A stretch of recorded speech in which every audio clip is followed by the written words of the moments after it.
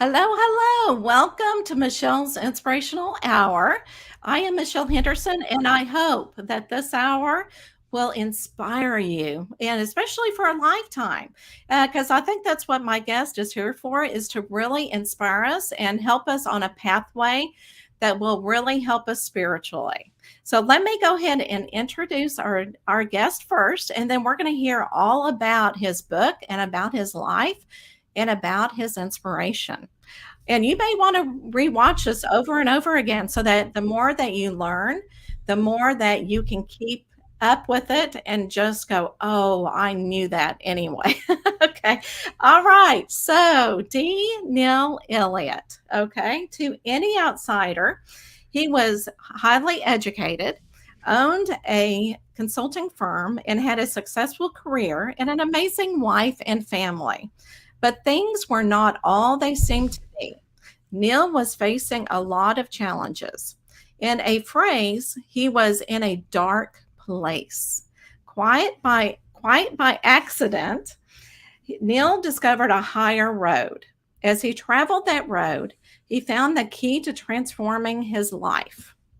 In his upcoming book, A Higher Road, Cleanse Your Consciousness to Transcend the Ego and Ascend Spiritually, a 7-step process to inner peace, joy, love, abundance, and prosperity. He shares the key to transforming our lives and his own journey as an example. Now, his book has been out for a while. So, whenever I say his upcoming book, we are going to discuss it. Okay. So, we're going to learn more from Neil himself. Welcome, Neil. Thank you so much for being on the show. Oh, thank you, Michelle. It's a pleasure to be here. Thank you. Whenever I got a hold of your book, I was very inspired. To me, felt like you really let your guard down. You were very vulnerable. You let people know who you truly are and what you went through. And I know that takes a lot of effort to do and to really entrust to be able to share with people what you went through as a child. But to me, that's why you are here today. Can you kind of shed some light on what you felt like why you had those experiences and how it really shaped your life? Yeah, that's a great question. And to comment on your first part there, part two of my book is this really candid memoir that I wrote, as you know, and I Yeah. did that for and I'm a very private person, but I thought it was really important to be candid to let people know the kinds of experiences I had, the patterns of thinking and feeling that I developed that manifested every event and every experience that came into my life. And we all do this. We do it unwittingly and unknowingly and ignorantly, just because we don't know how the laws of the universe actually work. And so I thought it was really important to use that as an illustration. So people, if they choose, they can go back and kind of look at their own life.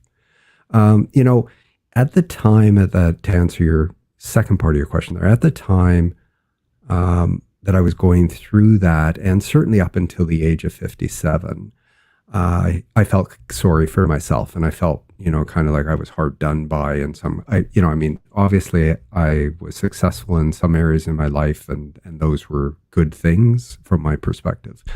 But I felt really hard done by, especially, the things that I experienced as a child, and kind of nicely blame those things and things. Today, I look back and I am grateful for everything that happened, because I know that we are here in this evolutionary process of the soul to learn the lessons that we need to learn, that we want to learn as a soul, to wake up to who we really are and begin this process to transcend our egos and come back to our truth.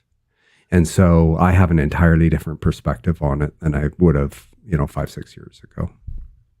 And I absolutely love that because there are a lot of people, who do go through a difficult time in their lives. And when you get that depressed and you get that in that dark place, it's really hard to come out of it. And so every time I was reading your book, I'm thinking, oh my gosh, if we could just get this experience into somebody's hands, because a lot of people, they just don't know where to go to. And you were able to find the spirituality. And and I could be wrong, and just let me know, because I'm thinking this. You are such a, I think you a very logical man. Very scientific. Am I wrong on that? No, no, that's professional engineer with an MBA. So yes, Exactly. So guilty as yeah, charged. and I think it's a wonderful thing. I'm bringing, yeah, I think it's wonderful, and I think a lot of people, especially that are so logical, they don't experience, or they don't want to experience the spirituality until they either have an experience in their life where they go, okay, I need to look at this because it's not logical. It's something that sometimes you can't prove, and in your book, and I absolutely love that, is you bring out a lot of, yes, we can bring science into the picture, we can bring spirituality into the picture and emerge those. So, can you kind of explain how you thought of that and how you developed that concept?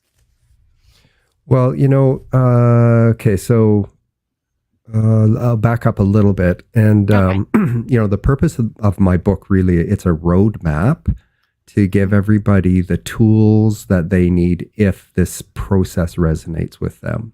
And so my recommended way to read my book is read it cover to cover and then make a decision for yourself. No right, no wrong, no good, no bad. Just, if it resonates, this is your shortest and quickest path to the top of the mountain from my perspective. Mhm. And because it's so logical and rational in my estimation, it enabled this bridge between spirituality and science that I could never make before, because there was too many questions I had about, what, and I don't mean to be demeaning when I say this, but the woo-woo stuff. Mhm. Oh, there no, was I there, understand there there completely. wasn't there No. wasn't enough logic and rationality for me Mhm. to make that leap. But one thing you did mention, and I will get to your question here, but one thing you That's did okay. mention about the kind of, I'll say it in another way, the pain and suffering that I experienced, and just so everybody knows, I was at the brink of suicide. So crafting my suicide note, planning my suicide. But it's only through the lessons of suffering will a journeying soul gain self-knowledge to retain individuality after it's discarded the ego. And this evolutionary process of the soul, when you understand what this process is, like why we come here, why we're reincarnated, and we come and we're reincarnated in various experiences, different genders, varying colors of skin, varying places of origin, sometimes religious, sometimes not religious, sometimes wealthy, sometimes poor. And all of these things are designed to give our soul this experience of this being a creator, a co-creator of your own experiences in your life. And when you understand the mechanics of the universe and then how our mind and our feeling uses these things that we know in science today, these basic and fundamental laws of cause and effect, to create these blueprints that manifest in our life, in a short while or 50 years in advance. You can start to make this rational understanding and choice around whether you want to live your life like you currently are, or actually go through this process to totally do this inner cleansing and rebuilding of your consciousness to come back to your truth. And when you do that, I tell you, your life just magically transforms. So, with all of Love it. that speaking and all of that talking, which never got to your point, I Oh, it's have okay. your specific question was, and I'll answer it very short. Oh, yeah, what, no worries. what was your specific question? And I'll just give everybody a quick answer on that. Okay, how you okay, so in your so how you you pretty much almost got there talking about the spirituality, how you came up with the idea of bringing spirituality and uh, spirituality and logic, science together. Okay, perfect. how you brought those two together. Yeah. So, okay. So I look back now, and when I was 2 years before I was sitting down before I crafted this suicide note, I recognized I was in this really deep, dark place, in this despondent, black depression, if you will. And so I picked up some newly issued spiritual books, some science books, and I was studying those and going through this process to try and get me out of this state. And no one knew I was there because, all of us wear this facade and we can project whatever we want. So you can never accurately judge the inner reality of another person. Someone who's really kind and affable could be an entire misery inside. Oh, right. And so my family didn't know I was in this state.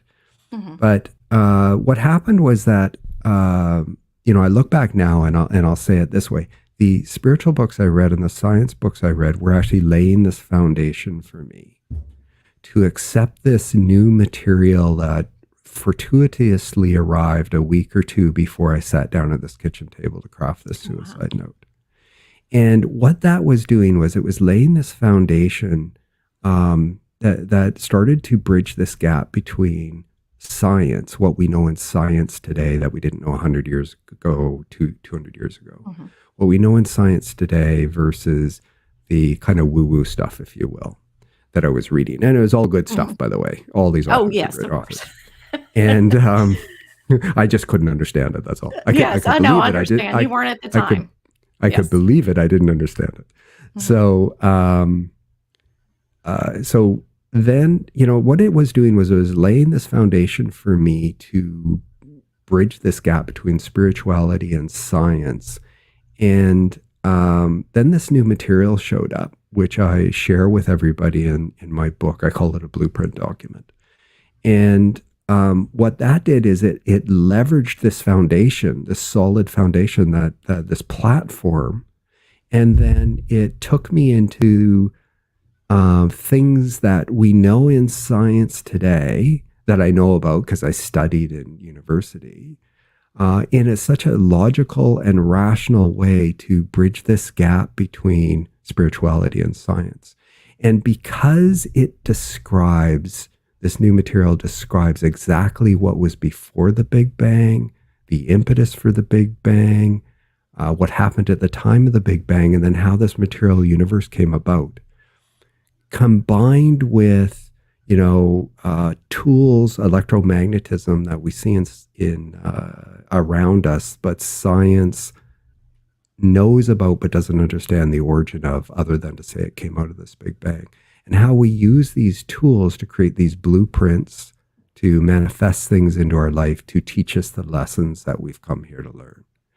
And then it tops it off by explaining this evolutionary process of the soul.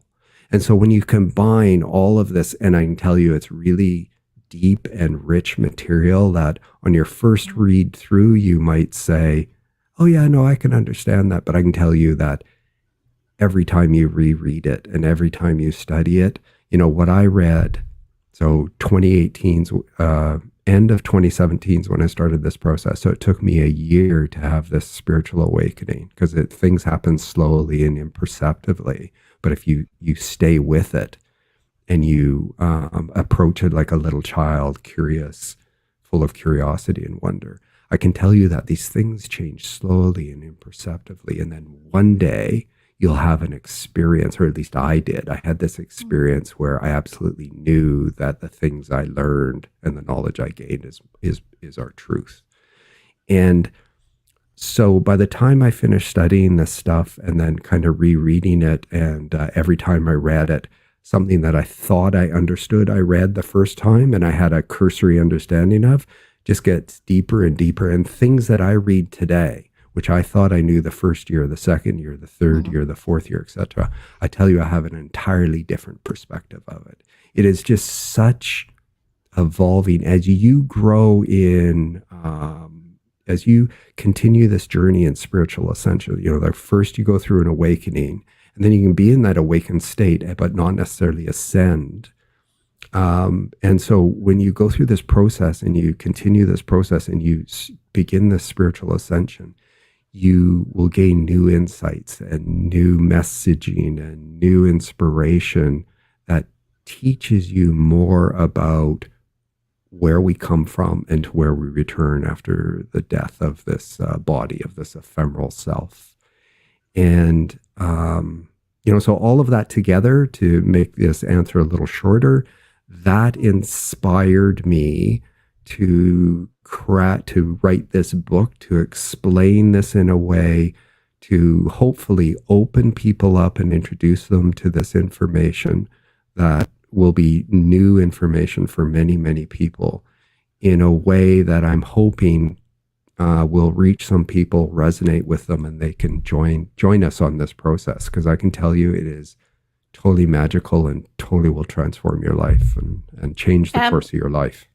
Absolutely. And I love, and I mean, I love how you explain it. It's just like we could listen to you all day long because you can tell you're passionate. And I think the universe, the divine, found you, because to me, it takes a logical, and I'm going to keep using this. Sometimes it takes a logical person to reach other logical people, if that makes sense. So in Oh, your totally. book, you explain very scientific terms, and I was at awe with it. I had to, go back and go, okay, I don't know what that means. I'm going to look it up. To me, it was because it just kind of expands your knowledge.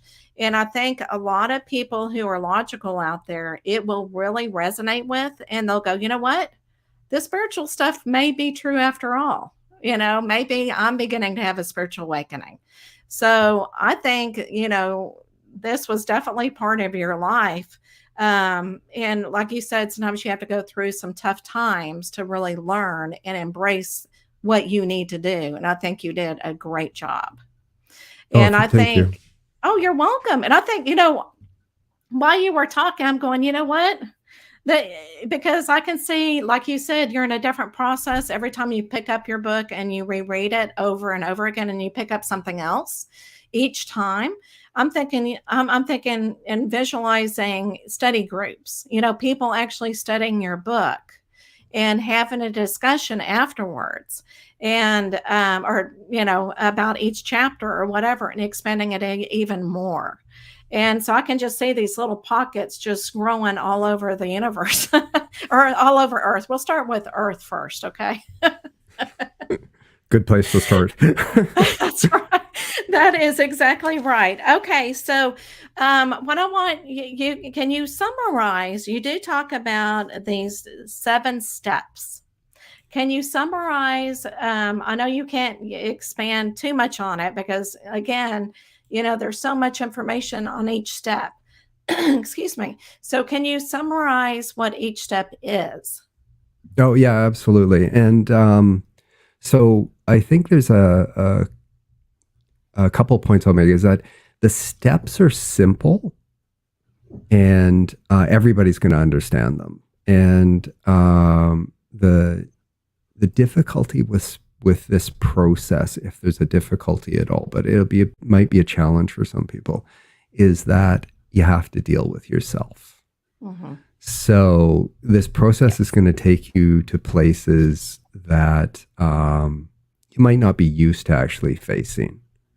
And so the first one is really, I recommend, so the way I've constructed A Higher Road is part 1's an overview, part 2's this memoir, part 3 is really a chapter in consciousness to make sure everybody's on the same page when they hit step 1 and has the same understanding. So really to try and bring everybody along to the same place when you get to step 1.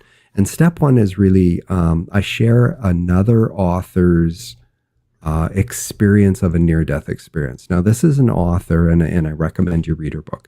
This is an author that, suffered from an aggressive form of cancer over a 4-year period, and went from, 75, or went from normal body weight to 75 to 90 pounds, couldn't lift her head on her own. Her body was riddled from her waist to her head with these tumors, some the size of lemons. She had open weeping lesions in her skin. And she was on oxygen 24 hours a day, required 24/7 care. She fell into this into a coma. They rushed her to the hospital. The admitting physicians told her husband and family she wouldn't make it through the night. Mhm. She woke up 24 hours later, declared she would be totally fine. And within 2 weeks, they couldn't find a trace of cancer in her body. Now, the reason I share this is because she describes what happened to her during her near-death experience and the truths that she brought back for us to glean and try and understand. And, when I read it, I could believe it. I didn't necessarily understand it. And the reason I share her NDE is because she's not a medical professional. She had 4 years of this really aggressive cancer, all documented in hospital records and medical records. And then this, what we would call a miraculous healing. And so all of this is documented, and she describes her experience in this near-death experience, bringing back things that, she shares with people about where we come from. We come from unconditional love, and we return to unconditional love. She felt like she was becoming a part of everything in the universe, whether it's a rock, a plant, a tree, or another person. She described how she communicated with her father, who passed away 10 years earlier, and a Mhm. friend who passed away, 4 or 5 years earlier. And then she describes, albeit in a vague way, that she understood she needed to come back, and so decided to come back. And then she had this healing within 2 weeks. And so she describes things that really expand or hopefully it will expand the reader's concept of consciousness. So I Mhm. take everybody through this process to get this new understanding of consciousness that I had. Then I use hers as this pivot point to expand consciousness even further. Then the second step is really unveil these truths. So I share people in the book. I share with people some of these new truths that I learned out of this blueprint material, and then this is going to be a key piece of information for you when you carry on with this process. But I share some of these truths to give the reader a concept of the logic and the ease of understanding what is said, but the depth of some of the new knowledge that you're going to learn. And this is just touching the surface of it. And then step 3 is really a reflection piece. It's a place where you're going to sit down. You'll be instructed how to do this, but where you sit down and you write yourself a letter. And it's a letter only for you. It's for no one else. And it's a benchmark, if you will, for you to document how you really feel about life right now. And so this is something that now you could sit down, and you're not writing this letter to please a God or to show to your spouse or family or friends. This is only for you. You're going to write this, and you're going to be as candid as you can with yourself. Are you really happy with life and joyful, or would you rather be done with it? And if you'd rather be done with it, you got to get into things that, your relationships, all those things. Anyway, you document what you want. You take this letter, you seal it, and you put it away for a year if you're going to follow this process. A year Mhm. later, you're going to open this up, and it's going to be a benchmark for you to measure this change that you've experienced. And then part 1, 2, 3. Part 4 is, you're going to go through this process. It'll be explained what you need to do and why you need to do it. But you're going to go through this process to cleanse your consciousness. You're going to cleanse your consciousness of everything that is contrary from where we come from and to where we return. So again, we come from unconditional love, we return to unconditional love. And so all of these patterns and thinking, these patterns of thinking and feeling that you developed as a child through your experiences, your environment you grew up in, your family, your relationships, all of those things that you developed and reinforced, these patterns of thinking and feeling that are contrary to unconditional love, you're going to go through this process to start to do this cleaning of them. And then you're going to rebuild your consciousness to be in alignment with where we come from and to where we return, which is really I call them golden aspirations of divine consciousness. So you're Mhm. because you're going to learn all this stuff about the universe, you are also going to learn about the key attributes of our creator, if you will, whether you call it God or Yahweh or the Tao, All whatever right. you want to call it. And you're going to start to go through this process. So you're going to clean and you're going to rebuild and clean and rebuild.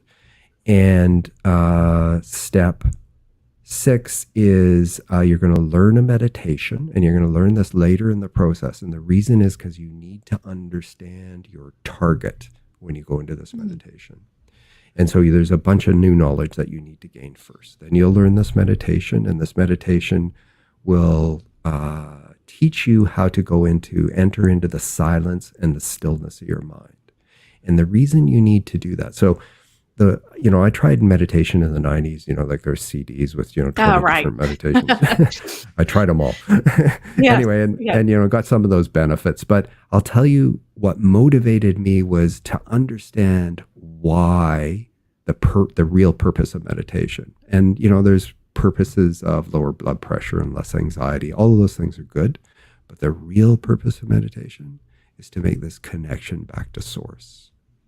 And when you make this connection back to source, and you're going through this process of cleansing and rebuilding, at some point, you're going to start to feel the spiritual energy flow in through your head.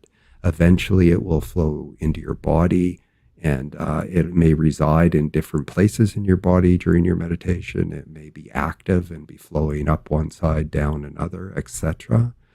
But it's going to enter into you and help you through this process of cleansing, rebuilding, and helping you, inspiring you to learn new information and new knowledge and new things about who you really are. We live in this, and then the seventh step is really a rinse and repeat. You're going to go back, you're going to continue studying, rebuilding, cleansing, and meditating. And this meditation is key. So our creator Mhm. is, you know, is in a state of silence and stillness, and it's these basic fundamental energies that are locked in this mutual embrace of equilibrium, opposing energies. And because it is in silence and stillness, and such a high, so spiritually refined, and such a high vibrational frequency that even though it emits unconditional love to us 24/7, every millisecond of the day, it cannot enter itself into us and make itself known to us until we start to go through this process to raise our vibrational frequency of our consciousness and reach out to make this connection with the divine. And this happens slowly, and it happens imperceptibly, and it happens over a period of time. But I can tell you, if you stay with it, then, for me, what happened is at the 7-month mark of going through this process, I felt this little tingling at the top of my head. I didn't know what Mhm. it was. It felt really weird. And I thought, okay, well, I'll just keep going. And, Right.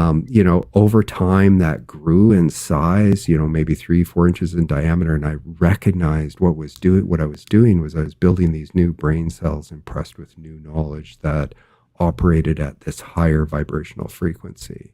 And it was enabling our creator to make this connection with me and to start to enter into me and make itself known to me. Today, you could put a bowl over my head below my ears, and that's how big that opening is. Yeah. And Wow. Wonderful. I can tell you, when I had those two meditative experiences, 13 months after I began this process, where I went into this meditation, and I was just, I went into this meditation. I quickly rose in these vibrational frequencies of consciousness, and then I was just the spiritual energy flowed in through my head and filled my body, and then it just totally enveloped me in unconditional love. And it's we don't even have the human language to describe it. I felt Mhm. totally supported, non-judged, and just in this blissful state of just absolute unconditional love. I didn't care what anybody had done to me in the past. I didn't care about what aches and pains my body had, what illnesses it had. I wanted to stay there forever. And I came out of that meditation. 2 days later, I had the exact same meditation. And at that point, I knew that the new knowledge I gained and this process I followed is our truth. And it takes us back to who we really are, and gives us these tools and this information to be able to do this if we choose to do it. We all have free will. You make your own choice. And there's no right or wrong. But if you choose to do this, I can tell you, you will just enter into this new state of total absolute peace and inner joy and love. And, my goal now is to just try to be this open and purified channel expression of unconditional love to everyone and everything in my environment. And the more of us that do this, and it's an ongoing process. I'm still a work in progress, but it's an ongoing process. But the more of us that do this will eventually bring this world into a new era of love and peace, where there's no division and there's no anger and there's no hate and there's no judgment and there's no, denigration or, I'm better than you or you're less than me. And there's none of this. We're all equal. We're all equal souls. My soul is equal to your soul. It comes from unconditional love. It is unconditional love. And what you need to do, or what I suggest is a good thing to do, is to go through this process to get your ego out of the way. Your ego is merely a tool to create individuality out of the wholeness and unity of the divine, to enable your soul to have these experiences of separation and individuality, to draw these lessons to itself, to learn how to come back to the unity of consciousness and the unity of the whole. And as we do that, then we'll bathe this planet, and the planet itself is this living consciousness form, Gaia herself. And, we'll enter into this state of absolute peace and joy and plenty. And it's just, can't wait for it. And, No, it I can't either. might be another millennium until we're there, but, Hey, you know it what? will It's happen. okay.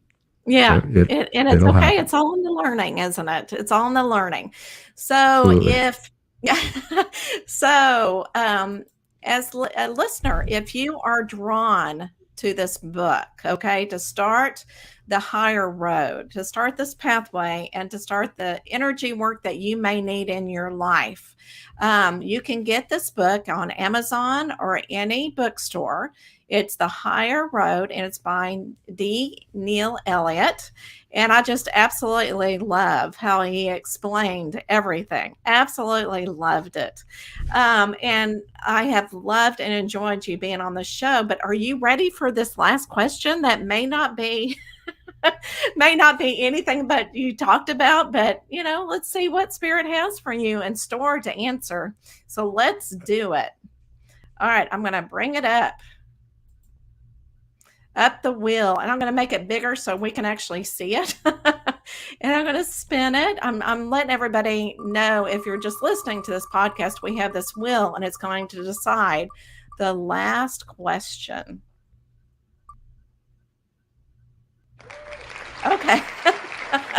This is all fun and games here. Okay, so what the question is, what is your astrology sign? Taurus. A Taurus. Okay. Now tell us, because some listeners may not, do you know what the characteristics of a Taurus is? At one point I did. I couldn't say I'm totally versed in that. Would you like to tell me? I understand.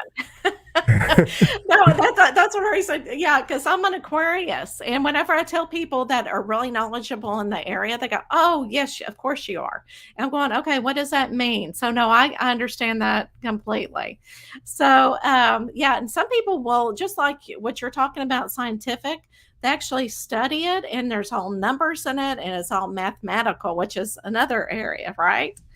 So before we close tonight, is there anything else that you want to help inspire people that are listening to you right now that you have not been able to share with us? Yeah, I'll say this. I'll use this example. When in the 90s, mid 90s, so I'm in my early 30s, couple kids, second marriage. And had an engineering degree in the professional world, and I was considering taking a master's of business administration. And it was a 2 year part time, you go at night, you study during the weekends, like all my time would be taken with that. And I was really pondering, like, I don't know how to do this with two kids and blah, blah, blah. And so